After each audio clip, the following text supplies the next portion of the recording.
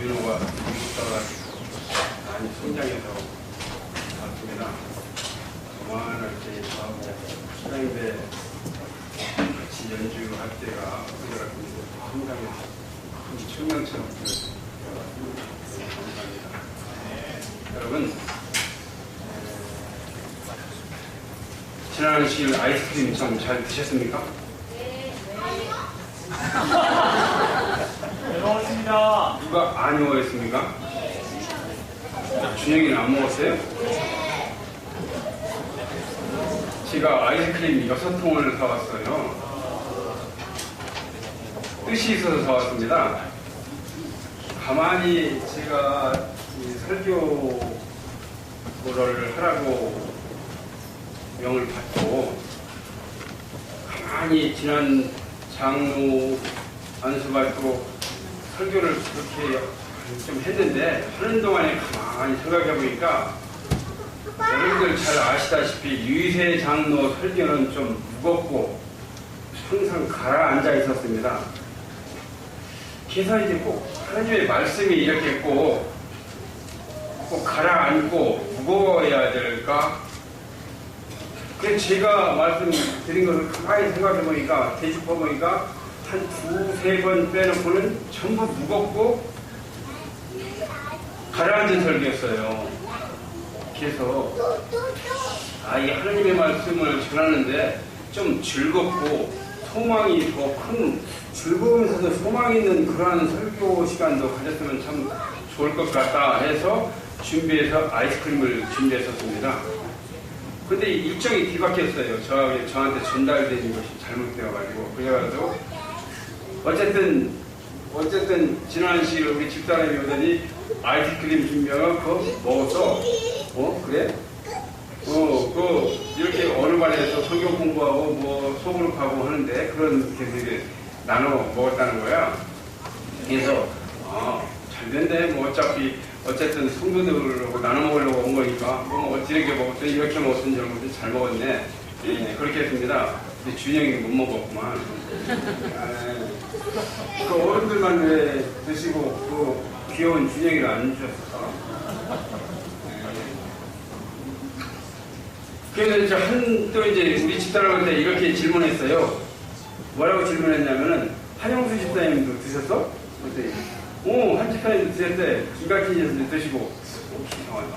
한영수 집사님은 저 아이스크림 안 드시는 걸로 알고 있었는데 드셨어? 네, 이렇게 잘 됐구나. 드셨다고 하니까 진짜 드셨습니까? 네.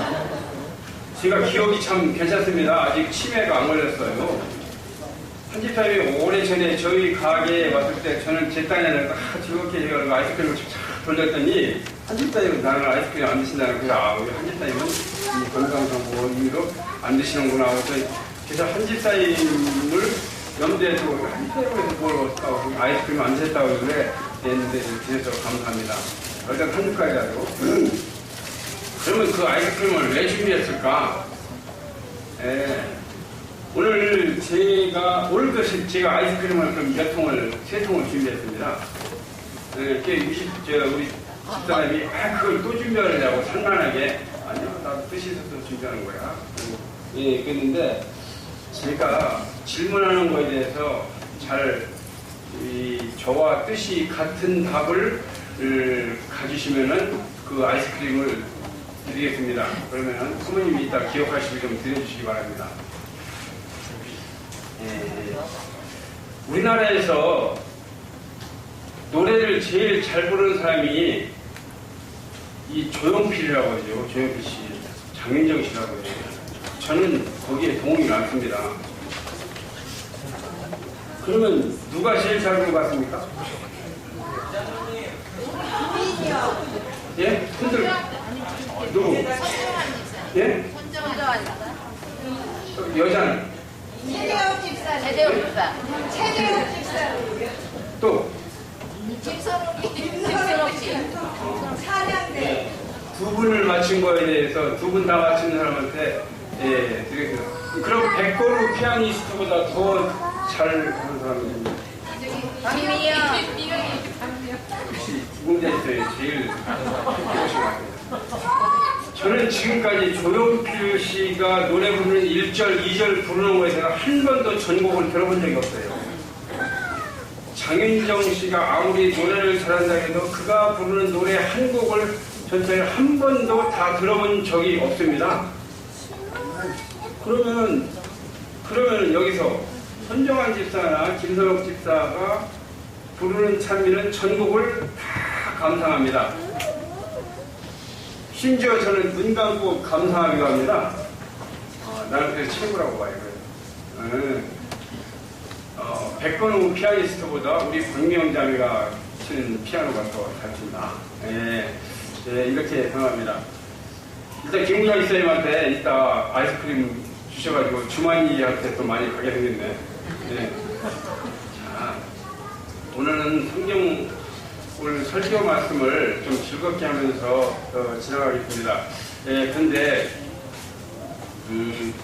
저도 이제 목사님도 안 계시니까 목사님 멀리 떠나있으니까 안 들으실 거니까 이제 목사님 저 설교 말씀을 좀 이제 표절을 좀 할까 합니다.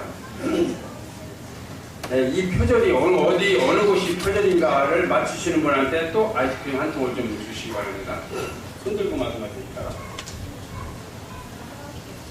이제 열왕기상 18장 1절부터 18절까지의 말씀을 우리 함께 같이 큰 소리로 봉독하겠습니다. 뭐 피곤하신 분은 안 해도 좋습니다. 그냥 18장 1절부터 18절까지의 말씀을 같이 천천히 낭독하면서 봉독하면서 여러분 스스로 하나님이 우리의 성령께서 우리와 함께 하신다는 것을 여러분이 만끽하시기 바랍니다. 1절 많은 날을 지내고 제3년에 여호와의 말씀이 엘리야에게 임하여 가라사대 너는 가서 아합에게 보이라. 내가 비를 지면에 내리리라. 엘리야가 아합에게 보이려고 가니 그때 사마리아에 기근이 심하였더라. 아합이 국내 대신 들었으니 이 오바댜는 크게 여호와를 경외하는 자라. 이세벨이 여호와의 선지자들을 멸할 때에 오바댜가 선지자 100인을 가져 50인씩 불에 숨기고 떡과 물을 먹였었더라. 아합이 오바댜에게 이르되 이 땅의 모든 물 근원과 모든 내로 가자. 혹시 꿀을 얻으리라. 그러면 말과 노새를 달리리니 짐승을 다 잃지 않게 되리라 하고 두 사람이 두루 다닐 땅을 나누어 아합은 굴로 이 길로 가고 오바댜는 굴로 저 길로 가니라. 오바댜가 길에 있을 때에 일리야가 저를 만난지라. 저가 알아보고 엎드려 말하되 내 주 엘리야여 당신이시니까? 대답하되 그러하다. 가서 내 주에게 구하기를 엘리야가 여기 있다 하라. 가로되 내가 무슨 죄를 범하였기에 당신이 당신의 종을 아합의 손에 붙여 죽이게 하려 하시나이까?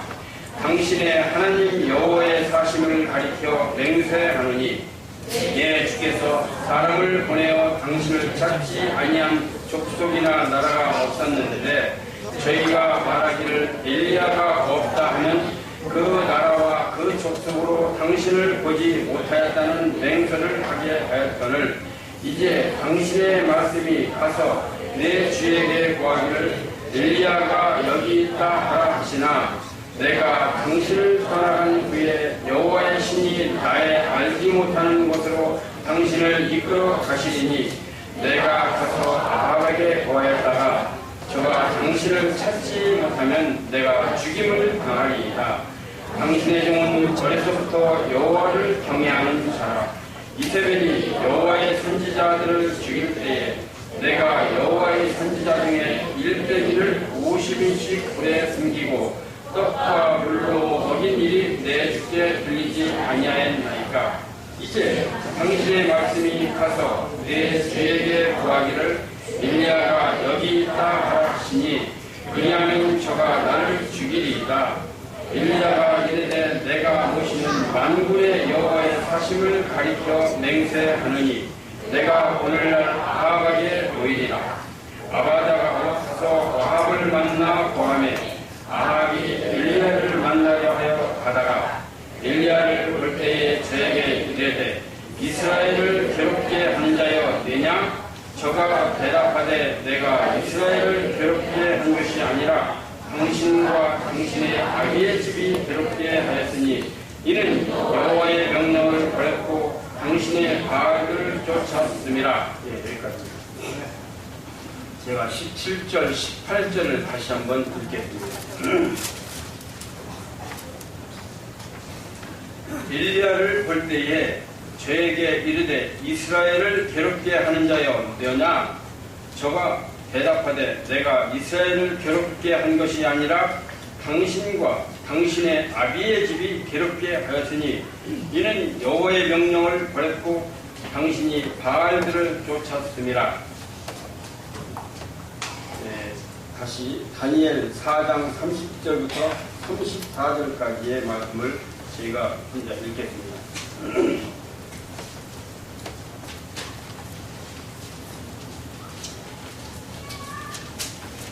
다니엘 4장 30절부터 34절까지 나 왕이 말하여 가로되 이 큰 바벨론은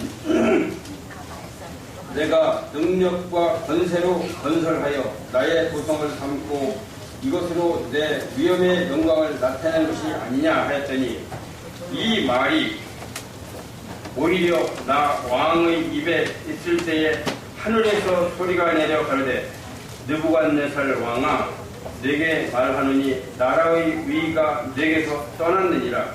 내가 사람에게서 쫓겨나서 들짐승과 함께 거하며 소처럼 풀을 먹을 것이요 이와같이 7대를 지내서 지극히 높으신 자가 인간 나라를 다스리시며 자기의 뜻대로 그것을 누구에게든지 주시는 줄을 알기까지 이르리라 하더니 3절 그 동시에 이 일이 나 느부갓네살에게 응함으로 내가 사람에게 쫓겨나서 소처럼 풀을 먹으며 몸이 하늘 이슬에 젖고 머리털이 독수리 털과 같았고 손톱은 새 발톱과 같았더니라. 그 기한이 참에 나 느부갓네살이 하늘을 우러러 보았더니 내 총명이 다시 내게로 돌아온지라. 이에 내가 지극히 높으신 자에게 감사하며 영생하시는 자를 찬양하고 존경하였노니 그 권세는 영원한 권세요 그 나라는 대대에 이르리라. 지금 두 나라를 보았습니다.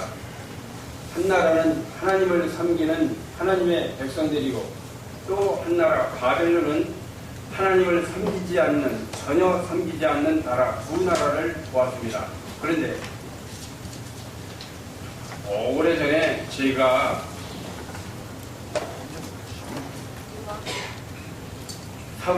사르밧 과부와 엘리야에 대해서 말씀을 강론한 적이 있습니다.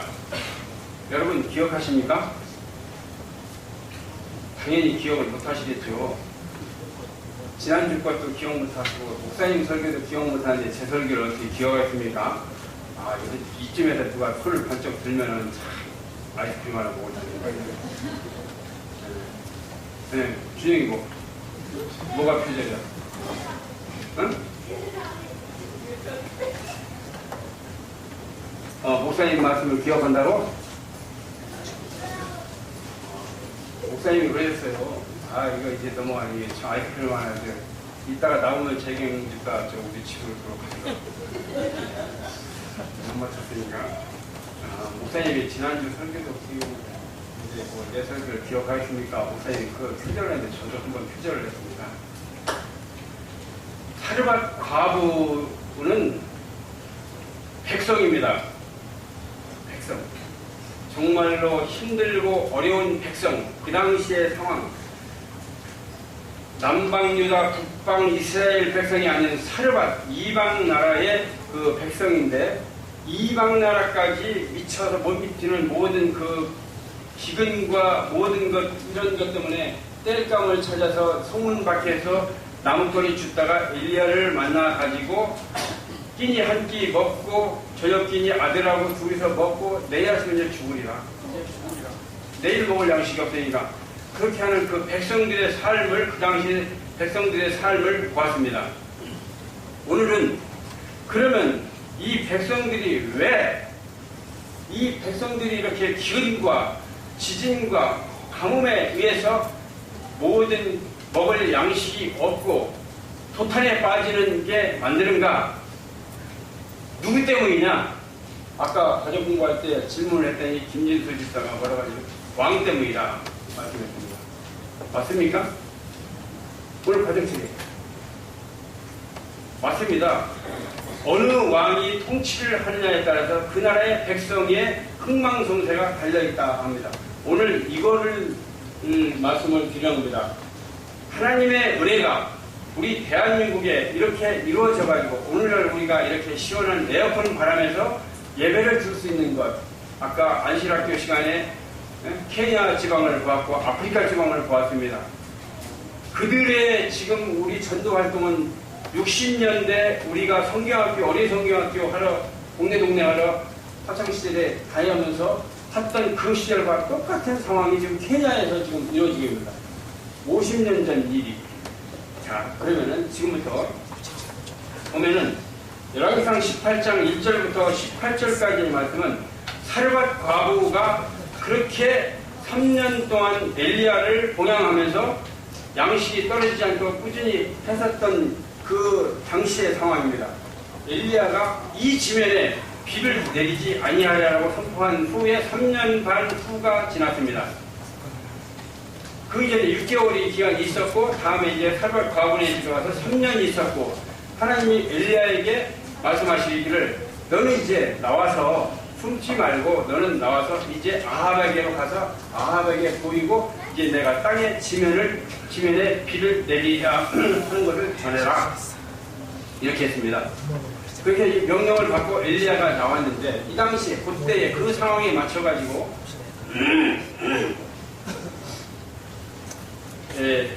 아합 왕이 국내 대신 오바댜와 함께 말하기를 국내 대신에게 너는 나와 함께 우리 집에 있는 모든 가축들 이들이 지금 풀이 없어서 먹을 것이 없으니까 이들을 끌고 이 야외로 나가자. 그래서 너는 저쪽 방향으로 가고 나는 이쪽 방향으로 갈 테니까 가서 가다가 각기 짐승들을 데리고 끌고 가다가 가축들을 끌고 데리고 가다가 꼴을 먹이면 그곳에 찾으면 거기서 꼴도 먹이고 물도 먹이자. 그러면 우리 가축들이 죽지 않겠느냐, 죽이지는 않지 않겠느냐 하고서는 간절한 심정으로 오죽하면 임금이 직접 자기의 가축을 데리고 끌고 들판으로 나갑니다. 오바댜는 이쪽으로 아합왕은 이쪽으로 향해서 각기 다른 방향으로 가서 꼴을 찾아서 갔지만 아무리 헤매도 꼴이 없어요. 꼴이 논바닥은 지지직 끊어지고 갈라지고 해가지고 논바닥이 없습니까? 밭도 그냥 먼지 구덩이고 풀은 다 말라비틀어지고 물이 없고 찾아도 할 만큼 가다가 길거리를 가는데 엘리야가 마침 사르밧 과부 집에서 나와가지고 길가에 서 있는데 오바댜가 하나님의 신은 오바댜를 엘리야를 있는 곳으로 인도하여냅니다. 엘리야가 서 있는 곳을 오바댜가 발견했어요. 꿇어 엎드려서 당신은 하나님의 선지자 엘리야 선지자가 아닙니까? 맞다. 내가 엘리야다. 그래서 그렇게도 아합 왕이 이것저것 온 주변 나라들까지도 엘리야를 찾기 위해서 찾아서 죽이려고 그렇게 했는데 엘리야를 꼭꼭 숨었습니다. 사르밧 과부 집에서. 그렇기 때문에 찾지를 못했어요. 이방 나라들한테도 맹세를 받았어요. 너희가 만약 엘리야를 보면 즉시 나한테 알려줘라. 만약에 숨겨놓고 알려주지 않으면 너희 나라를 침공해가지고 다 아주 초토화시키겠다.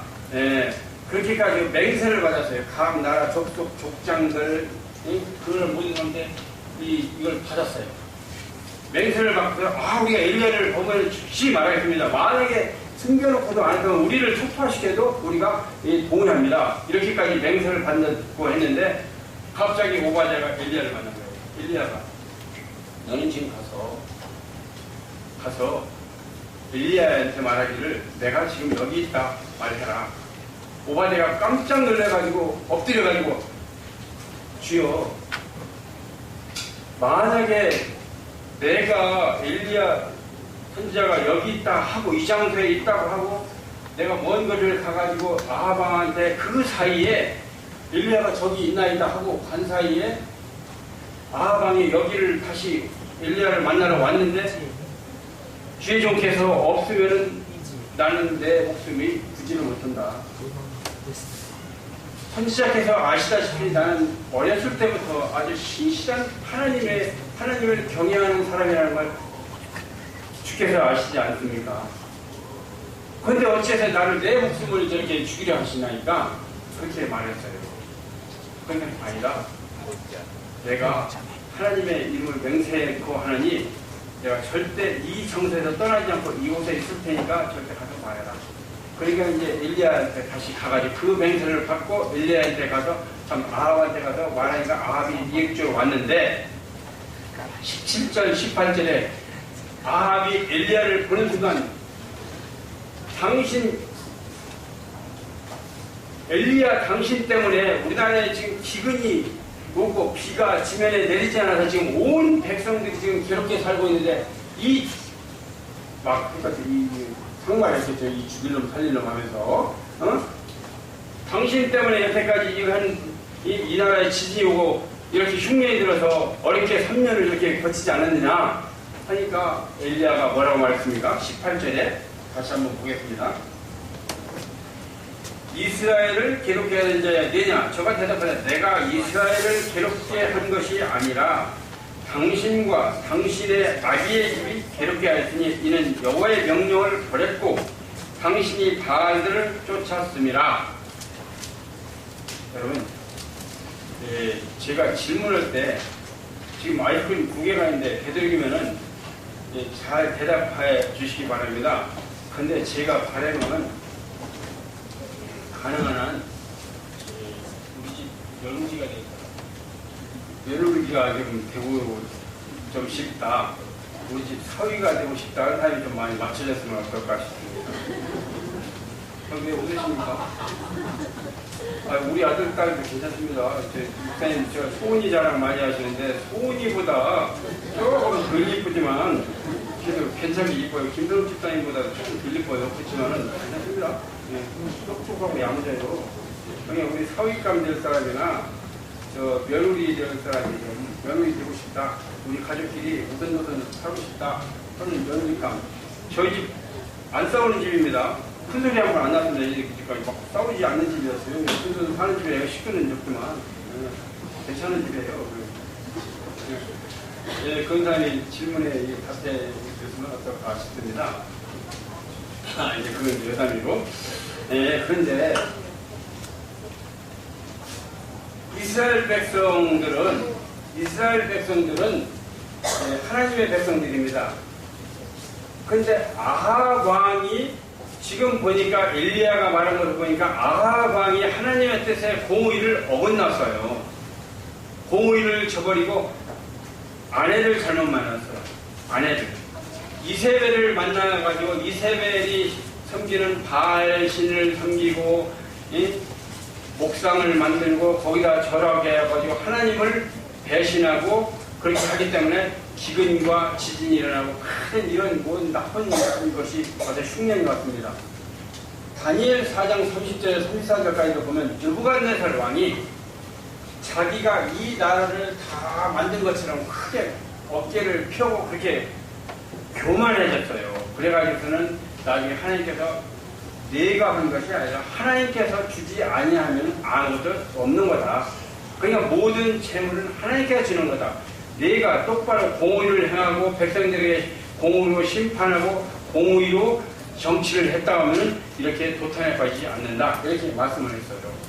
그러면서 느부갓네살을 7년 동안을 짐승같이 만들었어요. 짐승같이 만들어서 그것을 막 들여서 풀을 뜯어먹고 다윗왕국을 했었죠. 교만해졌다가 느부갓네살도 또 7년 동안 그런 생활을 했어요. 그랬다가 이것을 깨달으니까 하나님의 신이 나에게 와서 나의 총명이 나에게 돌아온 즉 여호와께서 나에게 모든 것을 주시는구나 깨닫고 그거 해겠다는 겁니다. 네. 그래서 그 나라가 다시 부강해지고 했습니다. 자, 이제 시간이 많이 이제 지나서 제 어릴 적부터 지금까지 생활하면서 우리나라의 대한민국에 대해서 이야기를 하겠습니다. 우리 큰동서는 지금도 수제비를 먹지 않습니다. 수제비. 우리 큰동서는 서울 물레동이 고향인 그야말로 서울 그냥 토박입니다. 저는 지금도 보리밥을 별로 좋아하지 않습니다. 저보고 이장국 보리밥 사줄게 어디 가자고 하지 마세요.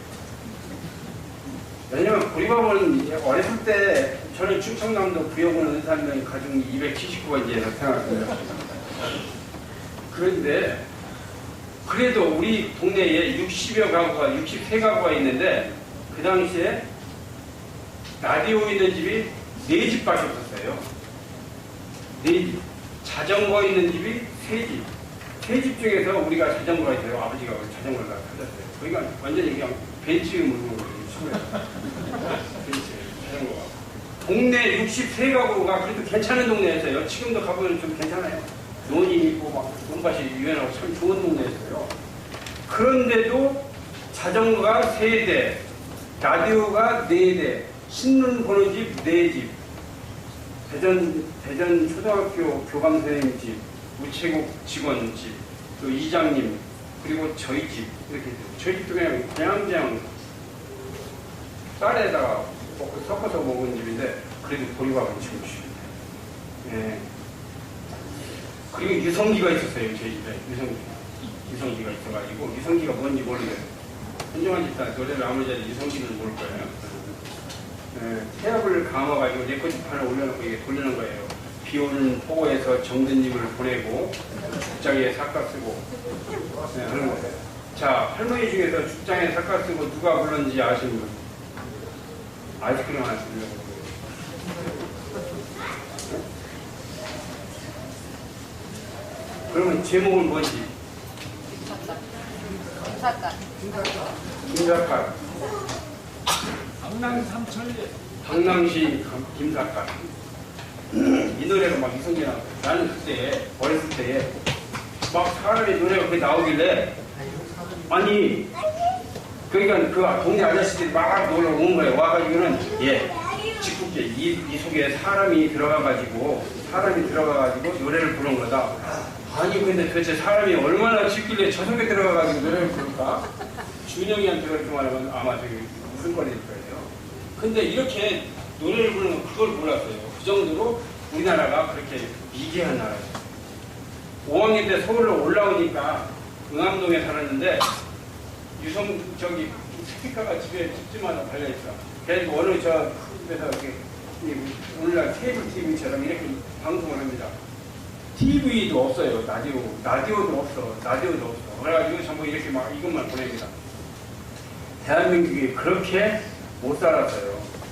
우리 큰동서가 70이 다 되는데 지금도 수제비를 안 먹어. 형님, 죽게 내가 수제비 우리 해먹는데 우리 맛있게 먹는데 어떻게 드시겠습니까? 그러면 아니라. 네. 얼마나 지금 8남매가 미국에서 보내온 그 밀가루 음식을 6.25 전쟁 나와서 먹었으면 수제비가 지금도 싫어하지 안 먹습니다. 저도 보리밥. 어디 보리밥집 비싸다면 비싼데 그걸 먹지 않아요. 보리밥을 먹어가냐. 네, 여러분들이 영양식이라고 먹는데 아이고 그거 영양식 안 먹어도 지금 건강하니까 보리밥 나오고 먹지 말라고. 보리밥 아니에요. 네, 보리밥. 우리나라가 이렇게까지 못 살았습니다. 초등학교 5학년 때 올라가니까 4.19 혁명이 일어나고 5.16 혁명을 제가 눈여겨서 봤어요. 남대문 우리학교 다니면서 다 봤어요. 대신중학교 나오고 여기 때문에 다 봤는데 5.16도 겪고 했는데 그때 그렇게 가난했던 나라가 지금 여러분들 이렇게 부강하게 사는 거는 어떻게 대통령 잘 만나서 그럽니까? 우리 주님께서 우리에게 은혜를 주셔서 그렇다고 생각하십니까? 첫 번째가 하나님의 은혜를 주시는 우리 대한민국에 하나님의 은혜가 넘치도록 주신 겁니다. 아멘. 대통령들은 열심히 하시는 거죠. 열심히. 권력자들. 어느 날 60년대 초반에 비가 나가지고 논바닥에 쩍쩍쩍쩍 갈라져서 한탄을 할 때가 있었어요. 비가 하늘만 쳐다보니까는 비가 안 오니까 어떻게 했냐면 대통령께서 청와대에서 나와서 전라도 이쪽까지 내려왔다는 걸 차를 기도하고 경호원 한 사람만 대동하고 가가지고 가서 눈바닥을 쳐다보니 하늘을 보면서 쩍갈라진 눈바닥을 보면서 막 울었다는 거예요. 비 좀 달라고. 하느님 비 좀 달라고 울면서 눈바닥을 치면서 그런 시절이 있었어요, 우리나라가. 그래서 결심하기를 이 나라를 부하게 만들어야겠다. 댐을 건설해야 되겠다. 해가지고 댐을 건설해야 독일로 대통령이 날아갔어요. 광부가 있고 간호사가 갔어요. 처음으로 갔는데 독일로 가서 광부들한테서 연설을 하는데 여러분 조국이 못 살아서 2억 말리까지 와가지고 여러분이 이렇게 고생한다고 요 대목까지 하고 벅차가지고 눈물을 흘리면서 울었다는 거예요. 연설을 다 못 마치고 내려와서 그 광부들하고 광부들하고 간호사들하고 같이 일일이 손을 잡고 위로해주면서 나왔다가 그 당시 대통령, 독일 대통령 같이 자동차를 타고 자동차 전용도로를 쭉 달리다 보니까 대통령하고 아버지 뻘 되는 대통령과 대통령이 같이 타고서는 수용차를 타고 가면서 저용차를 타고 가면서 바깥을 내다보니까 너무나 아름다운 풍경에다가 60년대입니다. 풍경에다가 그냥 잘 지은 집들을 보고서는 눈물을 흘리니까 아버지 뻘 되는 대통령이 손수건을 뒤에서 이렇게 흘리면서 이렇게 손을 이거 건네주면서 울지 마시오. 대신 잘 사는 나라를 만드시오. 이랬답니다. 와서 우리도 고속도로를 건설해야 되겠다 해가지고 우여곡절 끝에 고속도로, 경부고속도로와 개인고속도로를 했어요. 그래서 개인고속도로와 경부고속도로를 내면서 우리나라가 이제 발전이 시작되고 1차 5개년계, 2차 5개년계, 3차 5개년계가 되는데 그 당시 62년도에 재무부의 이재과장인 김용환 이재과장인데 그분을 발탁을 해가지고 경제계획을 5개년 계획을 1, 2, 3차를 계속 했습니다.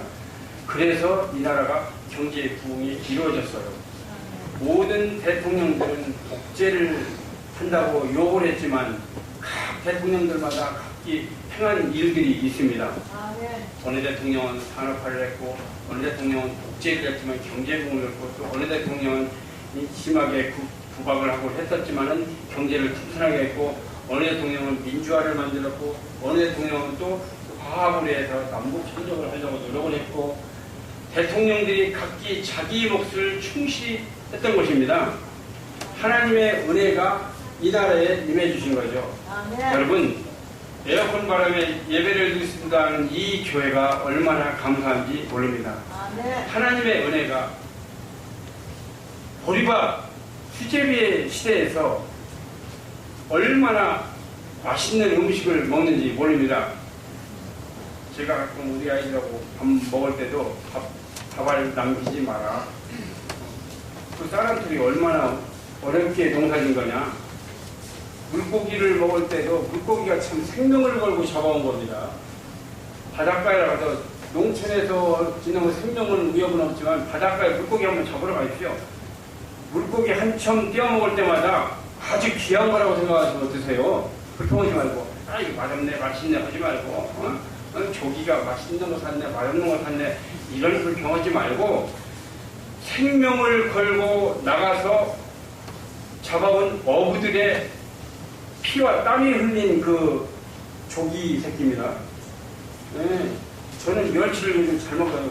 먹습니다. 맛있게 먹습니다. 식사를 멸치만 먹느냐고 귀한 거잖아요. 감사하면서 먹으면 아마 살이 없고 건강합니다. 대한민국이 이렇게 되기까지는 하나님의 은혜가 넘치도록 부른 겁니다. 우리 스가랴서 8장 23절을 전부 펼쳐보시기 바랍니다. 스가랴, 오늘 가정책에 나와 있던 건데 스가랴 8장 23절. 어느 날 우리 재미가 텔레비전을 보면서 우리 애들이 지금 역사를 제대로 바로 모른다고 하면서 웃으면서 이 바닥을 치면서 통탄하는 걸 봤어요. 깜짝 놀랐습니다.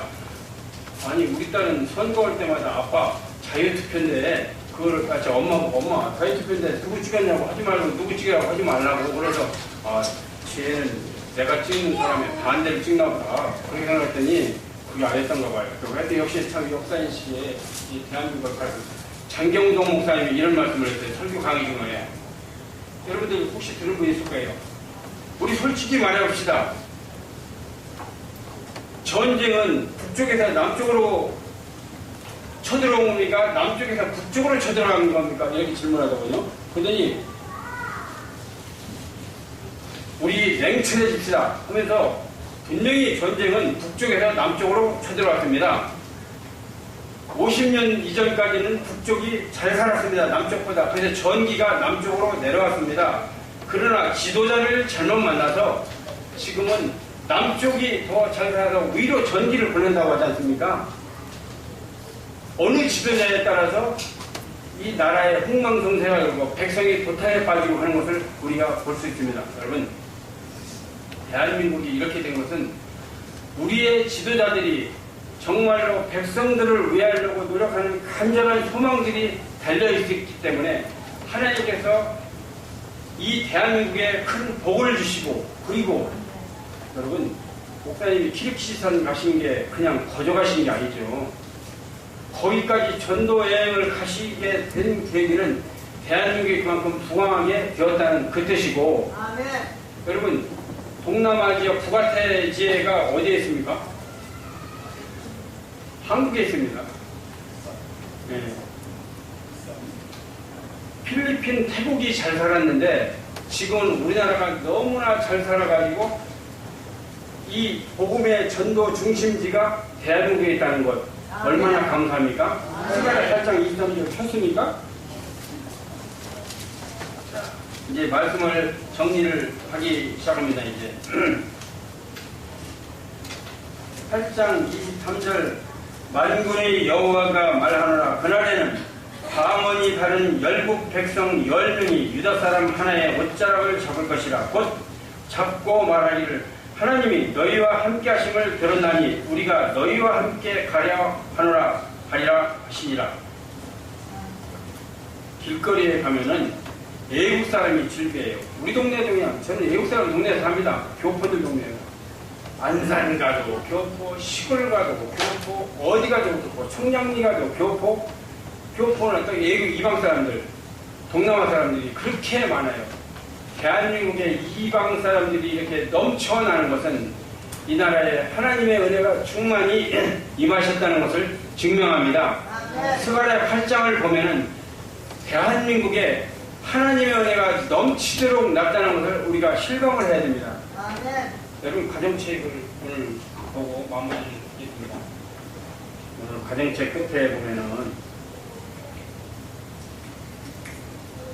164쪽을 보면은 제7일 안식일 예수 재림 중에서 우리에게 주신 소명에 비춰볼 때 우리는 여기서 어떤 원칙들을 배워야 하는가?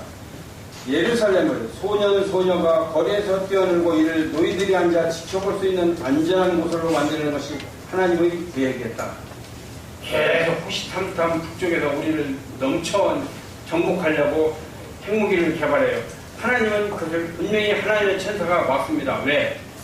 복음의 중심지가 대한민국에 있기 때문에 언젠가 그 통일이 되어서 거기에도 우리의 복음이 전하도록 하나님의 은혜가 북한 땅에도 이루어져서 우리의 삶이 북한에도 같이 전달되고 복음이 빨리 새천사의 교회에 들어서 예수님이 빨리 오셨으면 참 좋겠습니다. 서울공항에 임금님이 행차하셨어요. 공 청소하는데 임금님이 행차하신 거예요. 그런데 임금님이 행차하신 그 옆에 왕비가 있고 뒤에 왕세자와 왕세자들 뭐 옹주가 있고 공주가 있고 뒤에 내시들이 쫓아가고 앞에 호위대장이 앞에 가고 이거 비나 햇빛도 없는데 옆에서 내시가 이거 우선 큰 산을 받쳐주고 임금님이 햇빛 질 거라고 아마 전직급이거든요. 정원씨를 외우시나? 이 임금님 행차 때 이렇게 이 임금들이 이조시대 때 잘 했으면 좋았는데 그렇게 안 하니까 침략을 받고 36년간 얼마나 많은 고통을 당했습니까? 우리의 생활은 임금님이 어떻게 공의를 베풀고 하나님의 뜻에 따라서 사느냐에 따라서 우리의 삶의 질이 높고 우리의 삶이 복음을 전파하는데 적합한 사람으로 이루어집니다. 여기 다시 보면은 하나님의 백성은 이런 방식으로 세상에 큰 복이 되어야 한다. 너희가 행할 일은 이러하니라. 자, 저를 따라하실 분은 좀 따라해 주십시오. 너희는 이웃과 더불어 진리를 말하며 너희 성문에서 진실을 하고 화평한 재판을 베풀고 마음에 서로 해하기를 도모하지 말며 거짓 맹세를 좋아하지 말라. 이 모든 일은 내가 미워하는 것이니라 여호와의 말이니라. 스가랴 8장 16절부터 17절까지. 이렇게 잘 사는 시대에 우리의 마음을 넉넉하게 가져서 내 이웃과 싸움을 하지 말고 이해관계 때문에 싸우지 말고 이해관계 때문에 뭔가 아웅다웅하지 말고 성도들 간에 아웅다웅하지 말고 평화롭게 살아라. 아멘.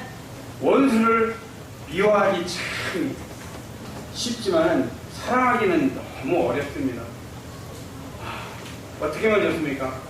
나에게 큰 해를 끼친 사람을 용서하기가 그렇게도 힘듭니다. 그러나 결국은 용서를 해야 합니다. 아멘. 어차피 그에게서 보상을 내가 못 받을 것 못 받습니다. 내가 당해보니 못 받아요. 1억 원 한 푼도 못 받았어요. 못 받았습니다. 마음 비우는 게 행복합니다. 여러분 용서하고 화합하고 해서 아름다운 우리 용산교회가 되어서 정말 큰 일을 이루는 용산교회 교인들이 되시길 바라며 말씀 마치겠습니다. 아멘. 그리고 우리의 오신 아버지 하나님, 저희들에게 아름다운 성전을 주시고 이렇게 시원하게 예배를 드리도록 하신 은혜 주시니 감사합나이다. 이 은혜의 마음, 감사하는 마음이 진정으로 이루어지도록 해주시옵시고 저희들의 마음이 나태하거나 교만하지 않도록 도와주시옵소서. 우리의 삶의 질이 지금 현재 어렵고 힘들지만 그래도 대한민국에 태어났고 대한민국에서 생활을 할 수 있게 해주신 아버지께 더욱 감사하도록 해주시옵소서. 이때 우리의 본분을 지키도록 해주시옵시고 우리의 성품을 고쳐주시옵시고 우리의 품성이 아버지의 뜻에 합당하도록 고쳐주시고 이루어주시옵소서. 하나님의 성령께서 각 성도들 한 분 한 분의 주님께서 함께 해주셔서 모든 은혜가 넘치는 가정들이 되게 하여 주셔서 오늘 헌금 후에 축복해 주시고 드려진 손길들의 주님의 은혜가 넘치도록 하여 주시옵소서. 예수님 이름으로 간절히 기도드리옵나이다.